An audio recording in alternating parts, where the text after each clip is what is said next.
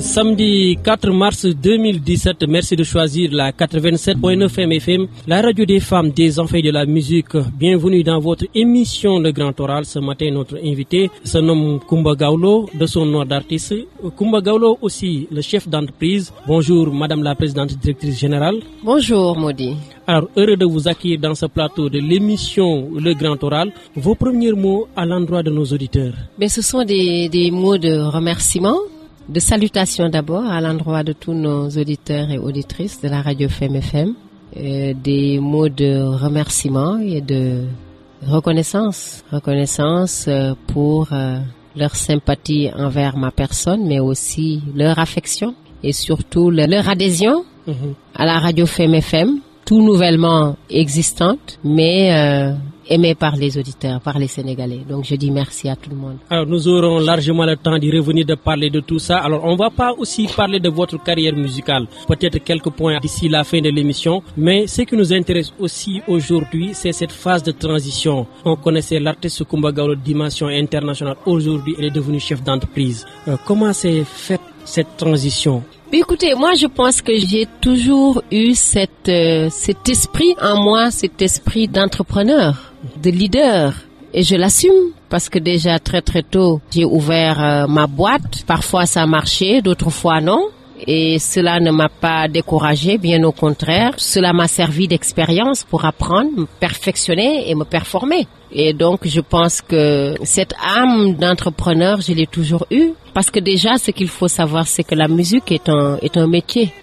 Quand on est leader dans un groupe de musique, qu'on est chanteuse et qu'on est au devant de la scène et qu'on a les musiciens derrière, c'est déjà être leader. Parce que on paye des charges salariales, on paye les personnes qui travaillent avec nous. Et puis d'année en année, évidemment, j'ai voulu aller au-delà de cela.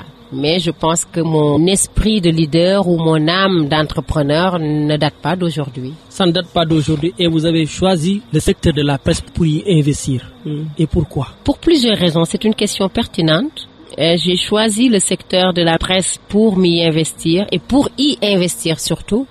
Pour plusieurs raisons. D'abord, que les journalistes que vous êtes m'excusent. Je ne cherche nullement à leur faire des cours, ni à leur apprendre leur métier, d'autant plus que ce n'est pas mon métier. Mais d'abord, c'est parce que moi, personnellement, je vis une certaine frustration de ce que je vois dans la presse. J'ai démarré très tôt la musique, ce qui fait que j'ai eu cette chance extraordinaire de côtoyer de grands journalistes qui sont à l'image de Djib Djedjou, à l'image de Feu Chérif El Walid Sey, à l'image de Abdoulaye Ndiaga Sylla, de Babacar Touré, de Modou Mamoun Faye du Soleil. Tant d'autres, comment dirais-je, Demba Siley Dia, Walfadjri, Jean Maïssa Diop, parce que j'ai démarré très tôt, donc j'ai connu ces gens-là, à la RTS avec les Mamadou Bal et autres. Et puis, avec ces gens, je voyais avant la beauté de leurs textes, la profondeur de leurs écrits, pour ce qui était dans la presse écrite. Et pour ce qui était dans les médias, je voyais de l'innovation. Quand Sud FM est arrivé à l'époque, il y avait beaucoup d'innovation. C'était la première radio privée. Ensuite est arrivé Walfadjri, etc. Et je voyais de l'innovation et de la rigueur dans la recherche et dans l'écriture. Et au fil des ans, avec l'avènement de plusieurs chaînes de télévision et de radio surtout, il y a eu tendance vraiment à plus de légèreté dans la presse, je dois le dire. Parce que il m'est arrivé de constater des articles dont le journaliste n'a pas pris le soin d'aller à la source. Moi-même, ça m'est arrivé. Il est arrivé que l'on dise que j'ai eu un enfant, voilà, que j'ai un bébé métis, alors que je n'ai jamais d'enfant de toute ma vie. Il est arrivé que des choses soient écrites sans pour autant qu'il y ait d'abord ce retour à la source d'abord, aller à la source, ou cette confrontation entre les deux parties, la partie d'un côté et la partie adverse, pour vérifier les faits, les confronter et écrire. Que ça soit pour la radio, pour la presse écrite, pour la télévision aussi. Assez souvent, j'ai pu constater avec l'avènement des chaînes de télévision tellement de légèreté, tellement de, je dirais pas médiocrité parce que je n'ai pas envie vraiment de vouloir critiquer ou donner impression que j'apprends à des gens leur métier, mais quand même au vu de mon expérience 30 ans dans le métier avec cette chance extraordinaire d'avoir fait le tour du monde, d'avoir d'avoir fait les plus grandes chaînes de télévision, d'être entré dans les plus grands studios de radio ou de télé, ou de voir ce rêve, cette exigence, cette rigueur qu'il y a dans le travail de la communication, des médias, de la presse de manière générale, où tout est calculé, tout est organisé, tout est chronométré, tout est retour vraiment en profondeur. Quand je vois aujourd'hui un certain nombre de choses que je vois à travers les chaînes de télévision, ça m'a choqué. Ça m'a choqué. Je me suis dit, quand je vois par exemple des animatrices habillées d'une certaine manière se mettre à se retourner en disant waouh, vous avez vu Fimo Follé tay des choses comme ça, du genre xoolal Fimo Follé, xoolal sama coiffure bu toog bi, xoolal sama yére bi ni mu jekkee, c'est elle qui m'a fait ça, diw moo ma ko defal, diw moo ma ko defal. Pour traduire littéralement, quand je vois des jeunes journalistes, certes qui sont dotés de beauté par la nature, voilà, mais habillés d'une certaine manière, avec de certaines attitudes à l'écran, moi ça me choque, parce que quand elles se mettent à se dire oui, tu as vu comment je suis, tu as vu comment je suis belle, tu as vu mes cheveux, ce n'est pas ça la télévision pour moi. Ce n'est pas ça les médias pour moi, ce n'est pas ça la radio. Et quand j'écoute la radio et que j'entends un animateur passer 5 minutes à chanter sur la chanson d'un artiste ou chanter sur une musique, je me demande finalement si c'est la chanson qu'on doit écouter ou l'animateur. Parce que si l'animateur était chanteur, on l'aurait laissé chanter. C'est un animateur, il doit annoncer, laisser la musique, désannoncer. C'est ça les lois de la radio, de la télévision, même si les choses se modernisent. Et ça, on ne peut pas le changer. Parce que dans toutes les plus grandes chaînes de radio et de télévision, les règles ne sont pas changées. Les règles, c'est la programmation bien définie, bien organisée, bien échelonnée, bien agencée. Et puis l'auditeur qui écoute agréablement parce qu'il n'a pas envie de se faire agresser par une voix qui n'est pas du tout une voix de chanteur. Voilà, et qui donne ce qui fait semblant de chanter. Et ce sont toutes ces choses-là, pour dire vrai, qui m'ont beaucoup frustrée. Et je me suis dit, j'ai envie de faire une radio, j'ai envie de faire une télé, j'ai envie de m'investir dans la presse pour donner ce rêve, pour montrer qu'il y a la qualité et que ce métier est un métier génial. Il faut le faire avec qualité. Ça, c'est l'une des raisons. Et l'autre raison aussi, c'est que j'ai cette chance extraordinaire d'avoir visité beaucoup de pays en Afrique au cours de mes missions, de ma mission ou de mes missions en tant qu'ambassadrice de bonne volonté de plusieurs institutions onusiennes.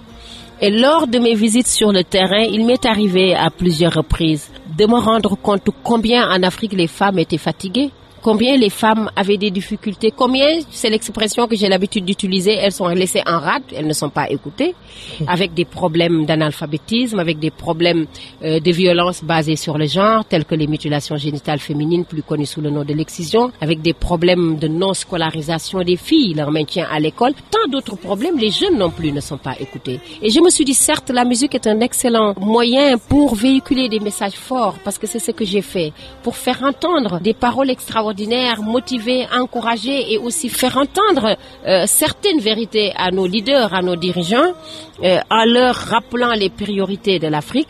Mais au-delà de la musique, j'avais envie de faire autre chose. Et je me suis dit, la télévision comme la radio sont d'excellents outils de communication. La radio, c'est génial, c'est un excellent outil de communication. Et je me suis dit, je vais passer par là pour donner la parole aux femmes. D'où Femme FM, pour donner la parole aux jeunes, pour donner la parole aux enfants. Je pense que les raisons qui m'ont aujourd'hui poussé à créer ce groupe sont multiples. Et enfin, parce que j'ai toujours eu cette volonté, étant passionnée du Sénégal et de l'Afrique, j'aime profondément ce pays. Et je trouve qu'il y a tellement de choses à faire dans ce pays. Je me suis dit, j'ai envie de faire partie de celles ou ceux qui investissent dans leur pays, qui contribuent au développement économique et social de leur pays. En quoi faisant? En créant des emplois. Et nous allons revenir sur ce point tout à l'heure, mais vous avez parlé d'un certain nombre de raisons nées d'un rêve. Ce rêve est en phase d'être réalisé. Aujourd'hui, la radio Femme FM est là. Elle le groupe bien. Média, oui. Le groupe Média est là. Alors, parlons déjà de la radio. Qu'est-ce que cette radio va apporter de nouveau dans le paysage médiatique sénégalais? Elle a déjà apporté, la radio Femme FM, beaucoup de nouveautés. Et vraiment, je me réjouis de l'accueil que le public lui a fait en l'espace d'une année. Parce que ce qui manquait sur les autres chaînes de radio, c'est ce que nous avons mis au niveau de Femme FM, avec l'aide des experts qui m'ont accompagné sur le projet au moment de la création, de la mise en place. Parce que je constatais déjà qu'il n'y avait pas de culture, beaucoup de culture générale sur les autres radios. Ce qui me choquait beaucoup quand j'écoutais les médias, c'est qu'il y avait beaucoup d'agressivité, beaucoup de violence dans les propos, beaucoup de, comment dirais-je, beaucoup de violence dans les propos, beaucoup de tendances, si je peux le dire comme ça, beaucoup de clans. Voilà, des gens passés par des chaînes de radio ou de télé pour régler leurs comptes. Alors que ce n'est pas pour ça la radio et la télévision pour moi. Ce sont des outils de communication importants. Il faut les utiliser à bon escient. Et aujourd'hui, déjà nous avons mis ça de côté parce qu'on n'a pas envie de créer un groupe de presse, de créer une radio pour régler des comptes. Nous avons voulu, j'ai voulu créer ce groupe de presse pour véhiculer des messages, pour donner la parole aux sans-voix, pour amener les jeunes à se conscientiser et à parler, les femmes aussi. Et dans notre ligne éditoriale de cette radio, je parle sous votre contrôle puisque vous êtes celui qui exécute cette ligne. Et dans cette ligne éditoriale, nous avons privilégié beaucoup de points importants qui manquaient aux autres radios et qui manquaient à notre société. D'abord, il faut dire qu'il y a beaucoup de culture. Parce que comme j'ai l'habitude de le dire, pour nga xam sa bop, il faut nga xam sa aada ak sa cosaan. So bëggee xam yaay kan da ngay xam ki nga doon, xam fi nga jugee, xam loo doon ak foo jëm ak loo war a def ak foo bàyyeekoo. Pour savoir d'où on vient et qui on est, il faut connaître ses origines, pour traduire littéralement. Son histoire, son parcours, ses ancêtres. Et ça manque beaucoup dans nos chaînes de radio et de télévision. D'où des émissions comme Pencum Bul, des émissions comme Waxtaanu Mag Ñi, voilà, qui permet de rappeler les histoires d'hier, les comparer à celles d'aujourd'hui. Pourquoi les jeunes ont des problèmes? Parce que effectivement, certainement, ils ne respectent plus les traditions d'hier. Voilà, qui sont nos valeurs.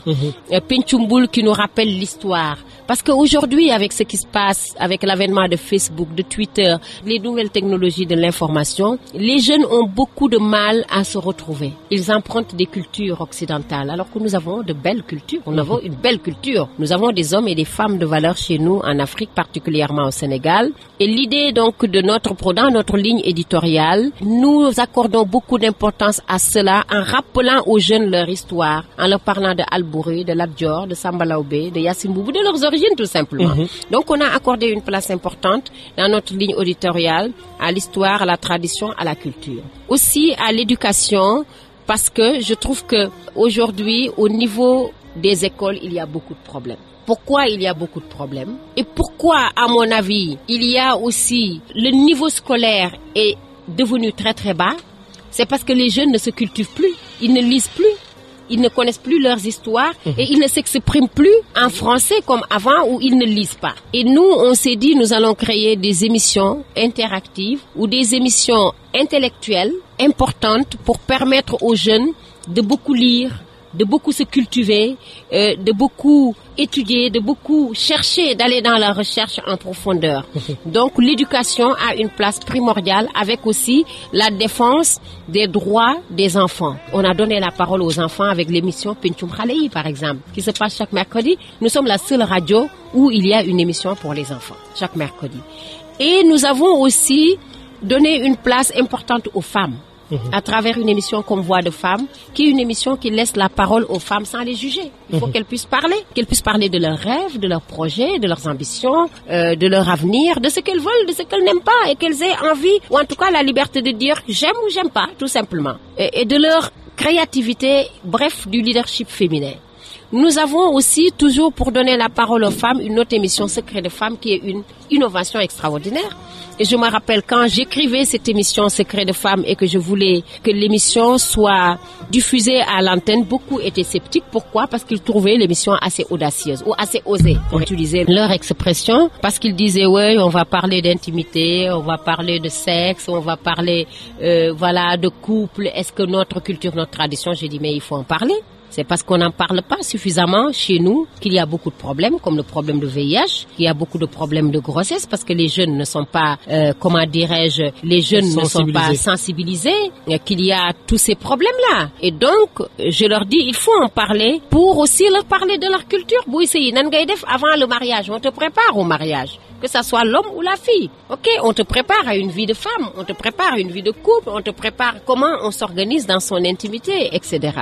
Donc je pense que aujourd'hui, toutes ces choses qui manquaient ailleurs, on les a mises au niveau de Femme FM. Et enfin la musique. Parce que la musique, ce n'est pas seulement des animations en Wolof, Mbalar seulement et tout ça, mais c'est aussi, comment dirais-je, beaucoup d'ouverture musicale avec de la haute musique, comme dans une émission Platine, comme dans une émission comme Chronomusique, comme la matinale avec les rubriques comme la musique adoucie les mœurs. Je trouve vraiment que nous avons une radio très très ouverte qui permet à toutes ces personnes qui, à mon avis, étaient exclues d'être inclus, voilà, et d'être pris en compte. Alors, cette radio, Femme FM, avec son programme riche que vous venez de citer, a célébré son premier anniversaire. Alors, aujourd'hui, quel bilan peut-on tirer, peut-on faire de ces 1 an d'existence? Un bilan très positif. Je suis très satisfait, comme je l'ai dit à l'entame de mon propos, pour plusieurs raisons. D'abord, connaissant le monde des médias, on sait que ce n'est pas évident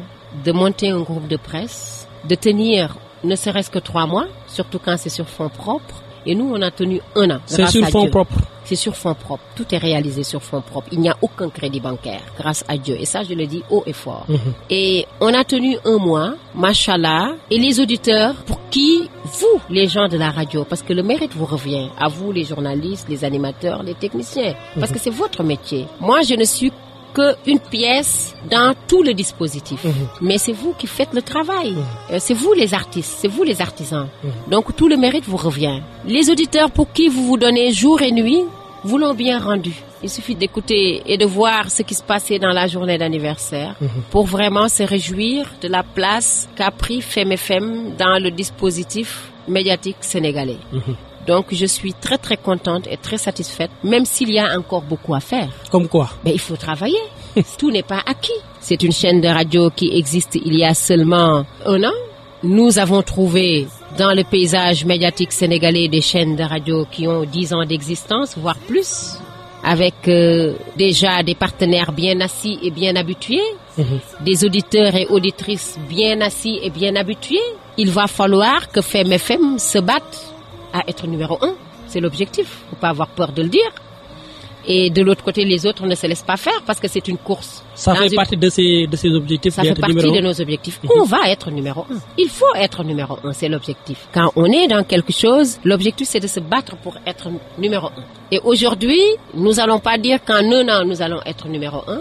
Mais je me réjouis quand j'entends de la RTP dire que Femme FM fait partie des radios les plus écoutées en 1 année seulement d'existence. Maintenant, il faut qu'on fasse partie, qu'on soit la radio numéro 1. C'est l'objectif, c'est l'ambition. Et je sais qu'à force de travail et d'abnégation, vous pouvez y arriver. Parce que c'est à vous de le faire, c'est pas moi. Et qu'est-ce qu'il y a à corriger après 1 an dans le bilan? Après 1 an, il est clair qu'il faut toujours s'améliorer. Et je me réjouis de voir que au niveau de Femme FM, il y a un staff debout comme un roc, exigeant, rêveur, parce que pour faire de la radio comme de la télévision, il faut savoir rêver. Et pour avoir l'idée de vouloir changer, améliorer le programme. Et avec notre année passée, Femme FM a décidé, sous la houlette de la programmation, du service des programmes, d'après ce qu'ils m'ont proposé, que je trouve d'ailleurs très intéressant, d'améliorer le programme. En créant des duos, en créant plus de rire, en créant plus de punch à l'antenne, en créant plus d'émotions et en variant ou diversifiant davantage la musique, puisqu'elle est très variée au niveau de Femme FM. Et ça, l'artiste que je suis, la musicienne, la chanteuse que je suis, y tenait énormément, le côté musical. Parce que c'est ce qui me manquait sur les autres radios. Ici, j'ai voulu qu'on puisse écouter sur Femme FM une musique variée, que tout le monde puisse s'y retrouver, que l'Ivoirien, que le Camerounais, que le Centrafricain, que le Français, que tout le monde, et que le Sénégalais qui est principalement notre cible, mais que toutes les couches puissent s'y retrouver, que ça soit une radio certes éclectique, mais une radio aussi pluriculturelle, où l'on retrouve toutes les cultures. Et aujourd'hui, cela va davantage être pris en compte dans la programmation musicale, en plus de toutes les nouveautés qui vont arriver, parce qu'il y a une nouvelle émission qui va se passer le dimanche à partir de la semaine prochaine, pour créer une sorte de forum le dimanche matin, comme son nom va l'indiquer. C'est dimanche matin. Voilà, donc c'est bien. Et les autres perspectives de la radio pour l'année 2017? Disons les perspectives du groupe Go Média, pas seulement de la radio, parce que les perspectives de la radio, il y en a, c'est continuer à se battre, à travailler, à gagner beaucoup en audimat et en publicité, parce qu'il le faut aussi, parce qu'une radio marche avec de la publicité. Mais la qualité déjà, il faut la qualité, il faut qu'il y ait de la qualité. Il faut se battre pour garder cet esprit de qualité, c'est très important. parce que c'est là où on fait la différence. Et la sollicitation des nombreux auditeurs qui demandent l'implantation de la radio dans certaines régions du Sénégal. Oui, j'allais venir à ça parce que cela fait partie des perspectives de la radio, mais du groupe Go Média. Parce que nous avons décidé en 2017 de décentraliser, de nous installer, ne serait-ce que dans une région du Sénégal. Ça fait partie des ambitions et des programmes du groupe. Voilà, et il a été soumis plusieurs régions en proposition. Maintenant, on va en choisir une. Donc, je laisse l'équipe technique, administrative et voilà, le staff qui travaille me revenir avec des propositions concrètes du point de vue stratégique, économique, culturel, parce qu'il y a tout un dispositif à mettre en place, ou en tout cas dont il faut tenir compte pour s'implanter dans une région. Pourquoi pas telle et pas telle? Donc, c'est une question de choix et de stratégie. Donc, j'attends qu'ils me reviennent par rapport à cela et à la suite de cela, on choisira, mais il est prévu que dans si peu de temps que nous puissions déjà nous installer dans une autre région du Sénégal. Et autre chose aussi qu'il faut retenir, c'est que Femme FM, le groupe Go Média, se veut un groupe panafricain. J'allais en venir parce que Femme FM appartient au groupe Go Média. Aujourd'hui, est-ce que vous pouvez nous parler des différentes composantes de ce groupe? Alors, les différentes composantes du groupe Go Média sont la radio Femme FM. Il y a le site Go Dakar. Pourquoi Go Dakar? Le Dakar qui go. Le Dakar qui go. Parce que vous savez, Go Média est comment dirais-je, l'acronyme du groupe. Et tout va dans le Go. Il faut aller de l'avant. Go Média, le slogan, c'est aller de l'avant, ne pas perdre du temps, ne pas s'attarder sur des détails. Il faut rêver, voilà. Et du coup, tout est dans le Go. Voilà, il faut que tout aille de l'avant, il faut que ça bouge. Et du coup, c'est la raison pour laquelle on a créé le portail d'information générale qui va s'intituler Go Dakar, qui s'intitule Go Dakar d'ailleurs, qui va être lancé dans une dizaine de jours. Le site de Femme FM, www.femmefm.sn aussi est opérationnel là. Il va être carrément opérationnel dans aussi une dizaine de jours. Et puis, il y a aussi d'autres sites que je ne pourrais pas citer pour des raisons de confidentialité, voilà, puisque c'est encore à l'état de projet, mais qui auront une envergure internationale ainsi que le magazine en même temps. Et nous avons en perspective d'implanter Femme FM au Mali, où nous avons déjà la licence, au Niger, où nous avons la licence, et dans d'autres pays d'Afrique. Et aussi la chaîne de télévision sur laquelle nous travaillons, nous voulons que la chaîne puisse être opérationnelle en 2017. Et pourquoi cette volonté de s'implanter dans les autres pays d'Afrique? C'est parce que nous voulons un groupe panafricain. Et c'est parce que aussi j'ai envie de créer une synergie. Il faut que la voix de la femme soit une voix panafricaine, le message de la femme, le combat de la femme, le combat pour les enfants, le combat pour les jeunes, le combat pour le développement de l'Afrique à travers Go Média Sénégal, à travers les jeunes, à travers la culture. Cela doit être panafricain. C'est la raison pour laquelle nous voulons un groupe panafricain. C'est très ambitieux, me diriez-vous, mais avec du travail, de l'abnégation, de la volonté. Et ça demande beaucoup de moyens aussi. Énormément de moyens. Est-ce que vous avez les moyens de votre politique? Mais les moyens, ça se cherche. Vous savez, les moyens, on claque pas sur les doigts pour les avoir. On a les moyens, soit on est riche parce qu'on a tout hérité de nos parents, ce qui n'est pas de mon cas. Soit on est pauvre et on a des idées. Et nos idées sont de l'or. Il faut travailler. Les moyens pour les trouver, à mon avis, il faut se lever de bonne heure. Et on se lève de bonne heure tous les jours, croyez-moi. Voilà, pour chercher. Et on a cette chance extraordinaire d'avoir une équipe très dynamique, d'avoir des partenaires qui croient en nous, qui ont cette motivation et cette ambition et cette envie énorme de nous soutenir, de nous accompagner. Le reste, ça se cherche. Il faut se lever de bonne heure. Je n'ai aucun doute que les moyens, on va les avoir. Alors, vous avez choisi d'investir dans votre pays d'origine, le Sénégal, l'artiste international. Aujourd'hui, est-ce que vous avez l'accompagnement du gouvernement sénégalais? Non, peut-être que je n'ai pas demandé, mais je ne dis pas que je n'en veux pas. Je veux bien. Je suis une artiste, une jeune femme, dynamique, qui suis partie de loin, qui est investie parce que je crois à mon pays. J'aurais pu aujourd'hui, très sincèrement, nous avons fait le calcul, démarré Femme FM le 2 mars dernier. Du 2 mars 2016 au 2 mars 2017, nous payons des salaires. Rien qu'en termes de charges, ça avoisine les 10 millions à 11 millions par mois. Faites le calcul. En 12 mois, combien ça fait en termes d'argent? Et ça, c'est rien que les charges fixes, sans compter les autres charges. Je ne dirais pas que je veux pas que le gouvernement m'aide. Bien au contraire. Ça je veux bien d'où, de mes fonds propres. de mes fonds propres, de mes concerts, de mes galas, de mes tournées internationales, de mes partenaires à l'étranger, voilà, et de certains partenaires ici, avec beaucoup de travail parce que je dors pas beaucoup, voilà, et de partenaires locaux, voilà, avec qui nous travaillons. Je l'investis parce que je crois à mon pays. Je crois beaucoup au Sénégal. Je suis une passionnée dans l'âme et je croirai toujours à mon pays parce que, pour plusieurs raisons, parce qu'il faut croire à son pays, il faut croire en soi, il faut impulser d'autres, faire comprendre aux jeunes qu'on peut partir de loin, démarrer par 0, arriver à 100 à force de travail. Et c'est ce message-là que moi j'ai envie de véhiculer et j'y crois dur comme fer. Donc j'ai mis en place ce projet sans rien attendre. Parce que je suis animée par un profond désir de patriote, de citoyenne, de sénégalaise qui adore le Sénégal et qui aime faire des choses très ambitieuses, qui veut faire partie des hommes et des femmes de valeur qui vont marquer leur empreinte quelque part demain quand je serai plus là. Mais parce que c'est ça notre combat sur terre. Mais c'est d'abord ce qui m'anime. Au-delà de cela, si maintenant en plus de cela plutôt, le gouvernement en tant que tel, comme vous les appelez, peut-être que vous parlez du chef de l'État. De l'État? Voilà, de l'État, tout simplement. Voilà, me soutient, je veux bien. Je dirais pas non, je vais pas cracher dessus. Parce que je travaille dur et je pense que je le mérite. Et on le mérite, puisqu'on fait quelque chose pour le pays. On emploie minimum 50 à 60 personnes ici. Donc on crée des emplois. On lutte contre le chômage. Donc on a du mérite quelque part. Voilà, donc si on veut m'appuyer, je prendrai volontiers avec plaisir parce que je veux bien. Mais jusque-là, non. Mais je dois avouer quand même que nous avons quelques partenaires qui sont des partenaires privés ou des partenaires même de l'État qui sont très ouverts. Nous recevons beaucoup de visites de personnalités du pays. À la date anniversaire, il y avait le ministre du Commerce.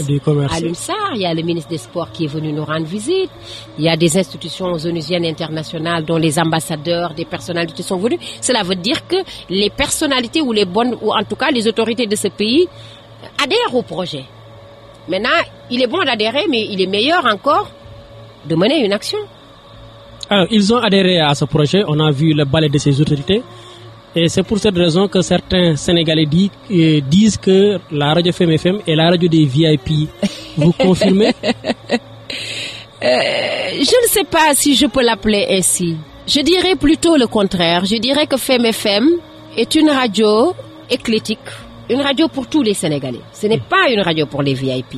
Nous sommes une radio pour tous les Sénégalais, toutes couches confondues, toutes tranches d'âge confondues, mais en plus d'être une radio pour tous les Sénégalais, nous avons une chance extraordinaire d'avoir de la crédibilité.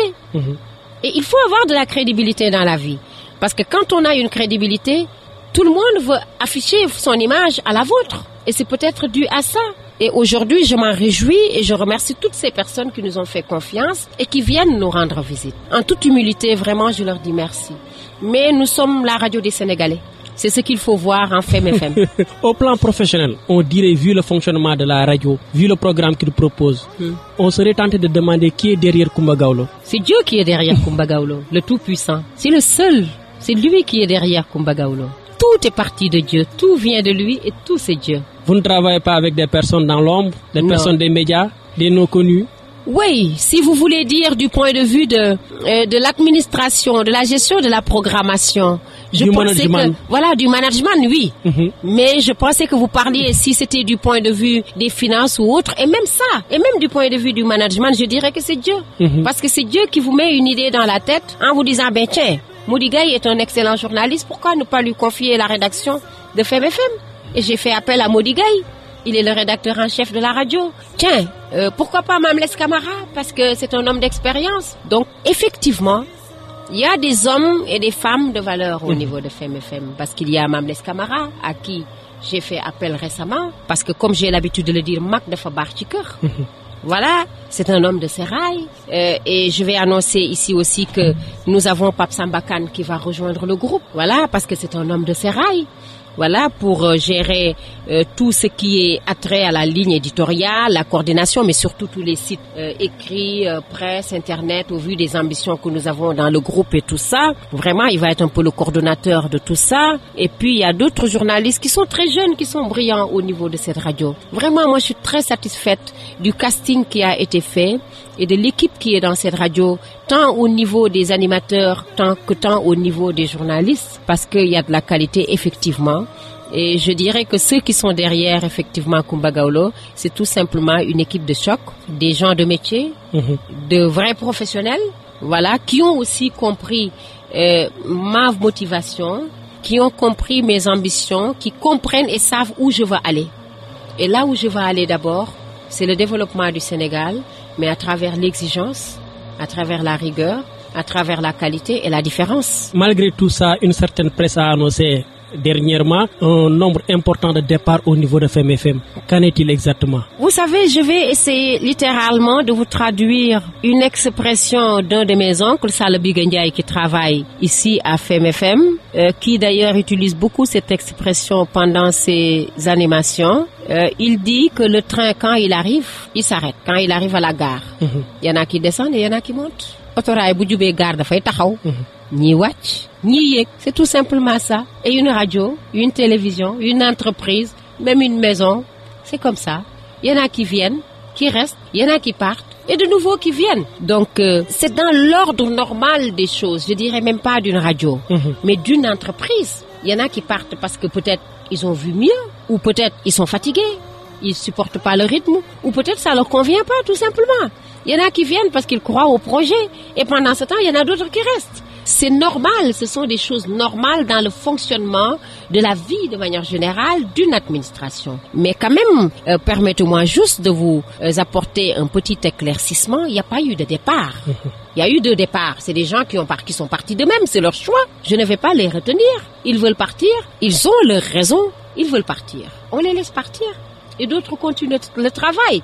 Mais moi, pour ma part... Mais il n'y a pas eu de licenciement. Il y a eu aucun licenciement. Tous les gens qui ont voulu partir partent généralement d'eux-mêmes. L'anecdote que j'ai, la philosophie que j'ai est une philosophie de chef de famille. Parce que vous savez, j'ai peut-être le défaut d'être une artiste. C'est ce que me reproche d'ailleurs une partie de mon staff, parce que j'ai un cœur d'artiste. Et parfois, je veux gérer ma radio, ou la gestion ou les finances de ma radio, comme je gère ma fondation Lumière pour l'enfance, donc une association humanitaire qui fait que des choses de bonne volonté, de la bienfaisance. C'est parce que j'ai un cœur et j'ai envie de garder cette famille. Même quand c'est difficile, croyez-moi, il est arrivé des moments où c'est difficile. Les conseillers ont demandé de réduire, de diminuer le personnel. J'ai posé un niet catégorique. Pour la simple et bonne raison que pour moi, chaque visage symbolise quelque chose. Chaque personne qui a démarré cette radio, ce groupe de presse avec moi, a une lumière qu'elle nous apporte, représente quelque chose et je n'ai pas envie de m'en séparer, mais à condition que les gens fassent le travail convenablement. On est là pour travailler avant tout, mais on est là aussi pour garder l'esprit de famille. On vous définit comme une personne trop exigeante. C'est vrai, je ne m'en cache pas. L'exigence n'est pas un défaut. Et ce serait dommage, voire même triste ou déplorable que l'on voit dans l'exigence un défaut. C'est une qualité, parce que la différence se voit tous les jours. Comment voulez-vous que je ne sois pas exigeant? Je suis partie de rien, je marchais pour aller à l'école. Je marchais de Grand Yoff à Colobane. Je petit déjeunais pas. J'ai commencé à travailler à l'âge de 7 ans. J'ai côtoyé des gens qui ne m'ont rien pardonné et ne m'ont rien donné. Je suis allée très tôt en Europe où vraiment, quand tu es noir et que tu vas chez les Blancs, il faut se lever de bonne heure et il faut faire tes preuves pour qu'on t'accepte. Je suis obligée. Donc j'ai dû apprendre à être au fil des ans exigeante parce que je me suis rendu compte non seulement que c'est ce qu'il faut pour réussir, c'est ce qu'il faut pour y arriver, c'est ce qu'il faut pour être au top. Et l'exigence, c'est important, c'est bien. C'est une satisfaction pour moi, ça me fait plaisir. Alors je rappelle que vous suivez votre émission Le Grand Oral qui reçoit Kumba Gawlo. Kumba Gawlo, c'est aussi les missions diplomatiques. Des titres, vous êtes nommé par plusieurs institutions onusiennes et la dernière en date c'est l'ASECNA, cette institution panafricaine. Alors, qui vous a nommé ambassadrice de bonne volonté avant cette institution? Il y a l'ONUDC, il y a l'UNFP, entre autres. Qu'est-ce que ça représente ces titres pour vous? Beaucoup de choses, même si ce sont des titres pro bono, comme on le dit dans le jargon, c'est-à-dire tu n'es pas payé. Mais du point de vue du prestige, cela représente beaucoup pour moi.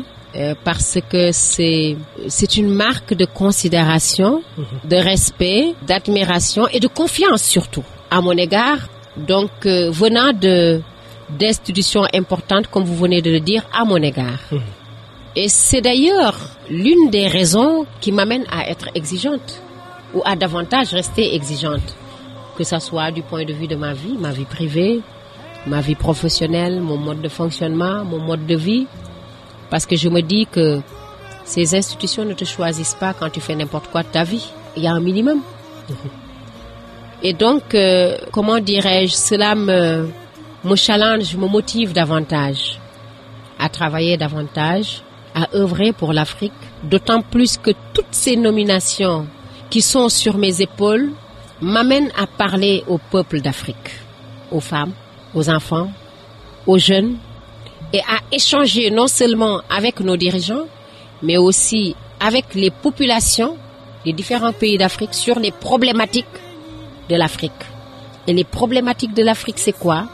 C'est l'entrepreneuriat et le leadership féminin, la lutte contre les mutilations génitales féminines, bref, pour résumer, je dirais, le respect scrupuleux des droits humains, l'éducation, la santé, le travail pour que les jeunes puissent trouver du travail, la lutte contre l'immigration clandestine pour que les jeunes croient en leur pays, ne bravent pas la mer comme ça à la recherche d'un Eldorado, mais pour que ces jeunes ne le fassent plus.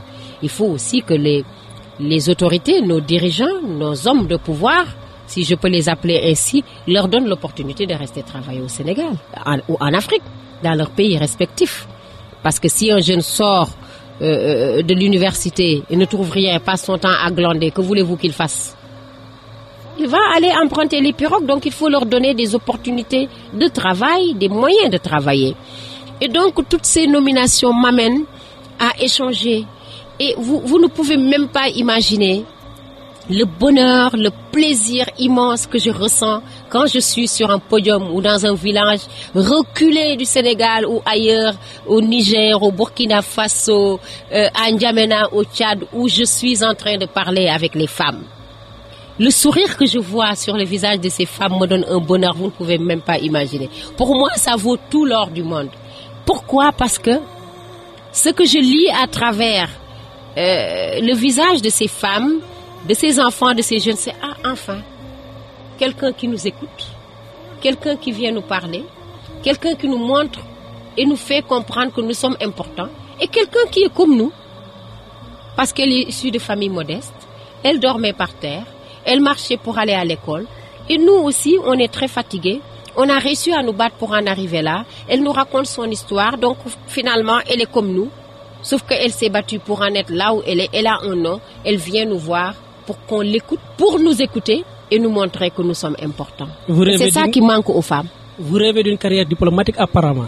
Non, je ne rêve pas d'une carrière diplomatique. Non, je ne rêve pas d'une carrière diplomatique. Je rêve d'une Afrique meilleure. Et ça passe par où? Ça passe par plusieurs voies. Le développement, écouter les femmes, croire aux femmes, investir sur les femmes. Alors vous défendez beaucoup la cause des femmes. Je vais partager avec vous ce dernier rapport de l'ONU d'ici, auquel vous êtes aussi ambassadrice de bonne volonté. Il parle de la féminisation des drogues au Sénégal. Oui, parce que les femmes aujourd'hui, si on regarde, il y a beaucoup plus de femmes qui vendent les drogues ou qui les utilisent ou qui les transportent par des voies personnelles qui risquent que des hommes, davantage d'hommes.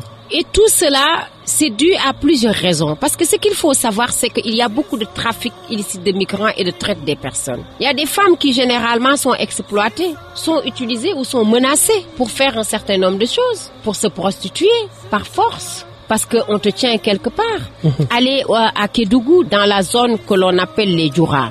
Donc, ce qui fait que c'est naturellement beaucoup de femmes aujourd'hui qui sont exploitées et qui vont même jusqu'à faire des choses qu'elles ne veulent pas faire parce qu'elles sont forcées. Et qu'est-ce qu'on fait généralement? On les pointe du doigt. Je dis pas que toutes sont pas coupables, hein, mais une grande majorité de femmes. Et donc, tous sont victimes. sont victimes et beaucoup sont victimes en Afrique. Vous savez, j'ai cette chance extraordinaire de voyager beaucoup en Afrique.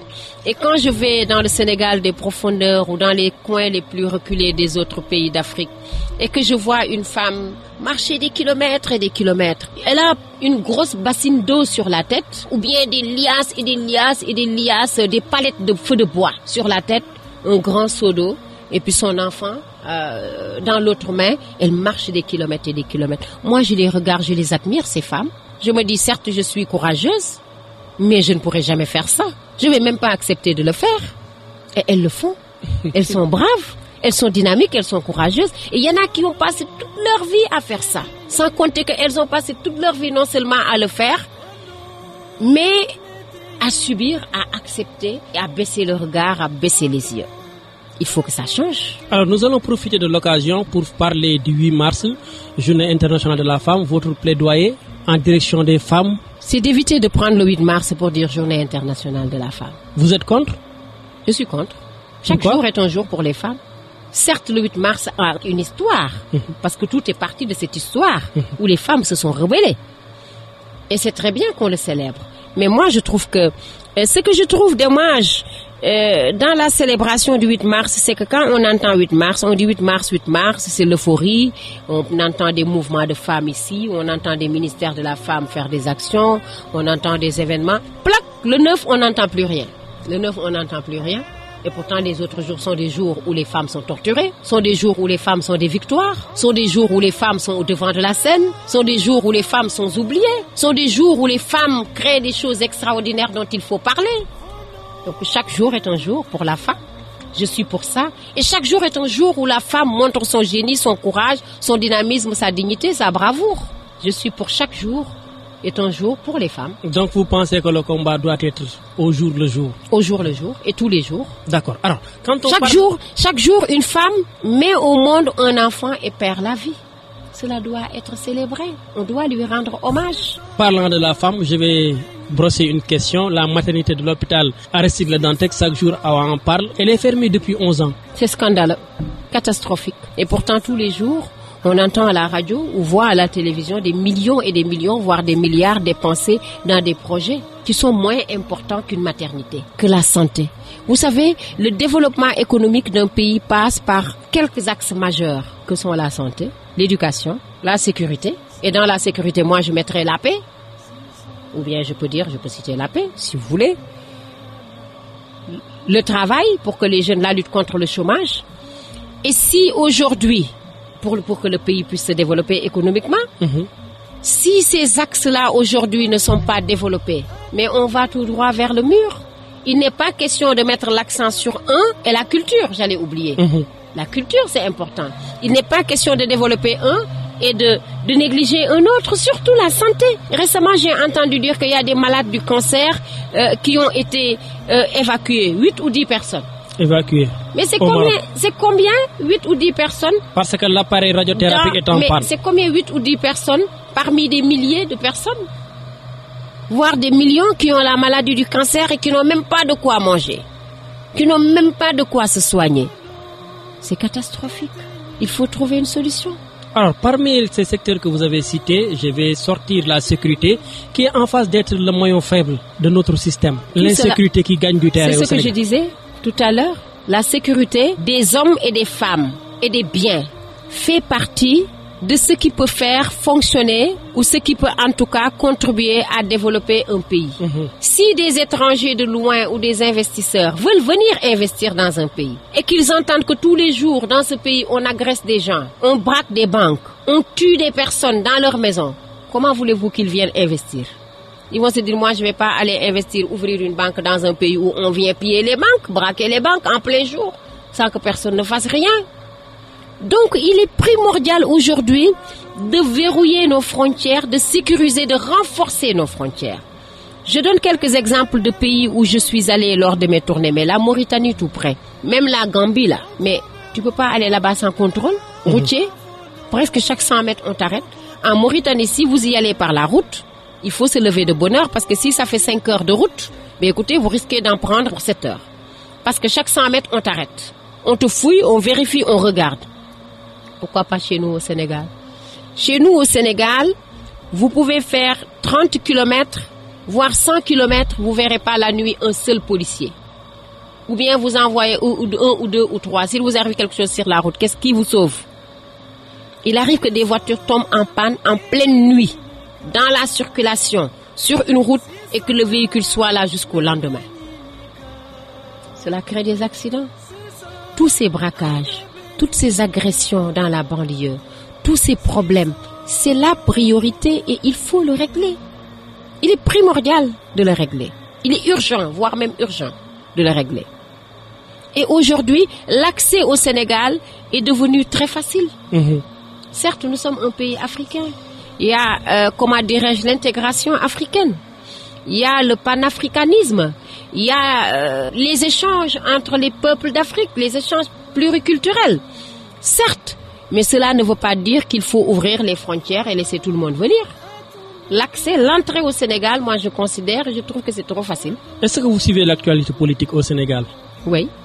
Qu'est-ce que ça vous inspire, vous? Quelle analyse, quelle lecture? Qu'il y a beaucoup de tensions. Certes, la politique est un monde de tensions, un milieu où l'on reçoit beaucoup de coups, il y a beaucoup de pression, mais cela ne veut guère dire se faire la guerre, à mon avis. Et ce que je constate dans le paysage médiatique sénégalais, et là c'est la citoyenne, comment dirais-je, la citoyenne qui analyse, qui observe, qui regarde comme tout le monde, qui parle. Ce que je constate, c'est qu'il y a beaucoup d'animosité, beaucoup de haine, beaucoup de violence, beaucoup de guéguerre dans le paysage politique sénégalais, même dans le vécu des Sénégalais. Et ça, c'est pas nous. Le Sénégal est un pays de teranga, un pays d'échange. J'adore ce pays. Et nous sommes un pays béni. Des divergences, que ça soit politique ou autre, cela ne peut pas manquer, certes. Des divergences en termes d'idées, de vision, cela ne peut manquer guère. Quand cela arrive, que chacun défende ses idées jusqu'au bout, mais tout en restant dans la limite normale. Et la limite normale, c'est ne pas se tuer, c'est ne pas dire des atrocités à l'autre, c'est ne pas chercher coûte que coûte à nuire l'autre pour défendre ses propres intérêts. Je pense que le Sénégal a besoin aujourd'hui de fédérateurs, de se fédérer, de s'aimer, de fêtes. Il n'y a plus de fêtes chez nous. Moi, il me manque l'époque où il y avait des fêtes, des festivals, où il y avait des sorties, où il y avait du rire, où il y avait de... Tout cela nous manque. Et ça aussi, ça fait partie d'un pays. Parce qu'un pays, c'est un peu de tout. C'est la rigueur, c'est la fête aussi. Parce que si les gens ne s'amusent pas, ils vont devenir fous. S'ils sont trop contrôlés, trop enfermés, ils vont devenir fous. Du coup, le stress, la pression, les problèmes qu'ils vivent dans leur boulot, dans leur famille, dans leur voisinage, dans leurs projets, dans leurs ambitions, ils n'auront nulle part où le déverser. Et du coup, ils auront un trop-plein. Et ce trop-plein-là va créer une agressivité. Et ils vont aller déverser leur agressivité sur des personnes qui n'ont rien fait. Donc, ce qui fait que tout doit exister dans une société. Il y a un peu de tout. Donc j'appelle vraiment les Sénégalais, que cela soit nos dirigeants, que cela soit tous les citoyens, à plus de retenue, à plus d'amour, à plus de cohésion. Alors nous sommes au terme de cette émission. Une dernière question. Coumba Gawlo, chef d'entreprise, Coumba Gawlo avec ses missions diplomatiques. Et Coumba Gawlo va faire de quoi de ses fans, l'artiste, la musique? Mais l'artiste continue à faire son métier, parce que la musique est mon métier. C'est une excellente question d'ailleurs que vous venez de poser là. Coumba Gawlo continue à rester cet artiste. C'est vrai que quand on a beaucoup de challenges, beaucoup d'ambitions, beaucoup de projets, on a tendance à sortir de son champ d'action principal ou de son champ d'intervention, c'est le mot. Voilà, primordial ou principal, mais je ne laisserai jamais la musique. Je fais un peu de tout. J'ai fait 30 ans de métier où vraiment j'ai beaucoup appris. J'ai envie encore de découvrir et d'apprendre des choses. Donc vous avez encore des ambitions dans la musique? Non, je continue à chanter. Je viens de la Cannes récemment où j'ai été chanter. Je suis rentrée il y a 2 jours du Japon où j'ai été certes pour un sommet, pour intégrer le conseil consultatif de Ashinaga où j'ai eu à chanter.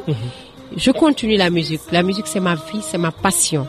Et je dirais à mes fans que je continue à chanter pour les rassurer. pour les rassurer. Alors, c'est avec un immense plaisir que nous avons reçu sur ce plateau de l'émission Le Grand Oral. Je vous laisse juste placer votre dernier mot. Je vous remercie, Modi, à vous et à toute votre équipe. Et je profite d'ailleurs de cette occasion pour vous remercier pour tout le travail que vous faites au sein de Go Média et de la radio. Remercier tous vos collaborateurs, vous encourager parce que c'est pas facile. Et je dois vous avouer que depuis que j'ai monté ce groupe, j'ai découvert beaucoup dans le monde du journalisme. Parce et vous allez continuer à découvrir. Voilà, je vais continuer à découvrir parce que j'ai vu combien le journalisme était noble, combien les journalistes sont brillants et courageux. Parce que j'en vois ici qui sont là à 5 heures du matin et qui rentrent à 22 heures le soir. C'est beaucoup de travail. Et c'est beaucoup de volonté, c'est beaucoup d'engagement. Et je pense que c'est la passion qui vous a motivé à le faire. Et pour ça, je vous encourage à vous tous et j'encourage aussi tous vos autres collègues journalistes. Et je voudrais aussi vraiment remercier tout le staff de Go Média, toute l'équipe administrative, commerciale, technique. Remercier mon staff au niveau de Go Event, mon manager, les musiciens qui m'ont toujours accompagné, remercier les auditeurs et auditrices, les fans, je dirais, du groupe Go Média et de Femme FM, et dire ceci aux femmes, dire ceci aux jeunes, de continuer à croire à vos rêves. Le rêve est permis, et tant que vous rêvez, vous pouvez y arriver. Il faut y croire pour y arriver. Alors, le rêve est en phase de devenir une réalité à la radio des femmes, des enfants et de la musique. C'était votre émission Le Grand Oral que j'ai eu l'immense plaisir de vous présenter. Notre invité s'agit de Madame la Présidente Directrice Générale du groupe Go Média, Gawlo Office Média. Comprenez la définition. Rendez-vous est pris samedi prochain pour un nouveau numéro avec un autre invité. Merci de nous avoir prêté une oreille attentive. Je vais remercier juste mon technicien avant de clore cette émission, Mondo Indoy, à la partie technique et la réalisation. Et Antou aussi était de l'autre côté pour la caméra. Merci. Merci.